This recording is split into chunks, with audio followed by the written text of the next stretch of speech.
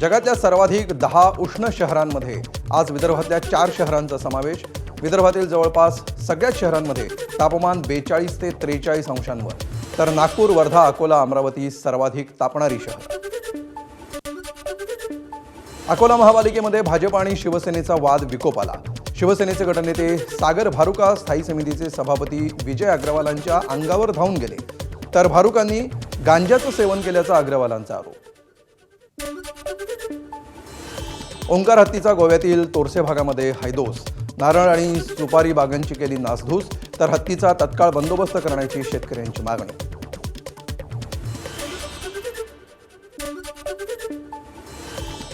आषाढी यात्रेच्या तयारीचा जिल्हाधिकारी कार्तिकेयन यांनी घेतला आढावा।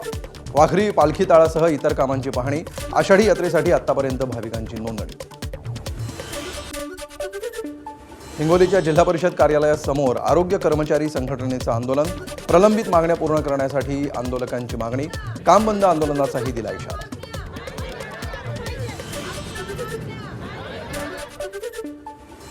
जालन्यातल्या JES महाविद्यालयाच्या प्राचार्यांविरोधात अभाविपचं आत्मसन्मान आंदोलन। प्राचार्यांनी अभाविपाविरोधात आक्षेपार्ह वक्तव्य केल्याचा आरोप। ठाण्याच्या साकेत परिसरामध्ये पाणी टंचाईमुळे टँकरचे दर वधारले। एकेका टँकरसाठी 1000 रुपयांचा दर। 2 दिवसांपूर्वीच्या शटडाऊनमुळे ठाण्यामध्ये काही भागात पाण्याची समस्या।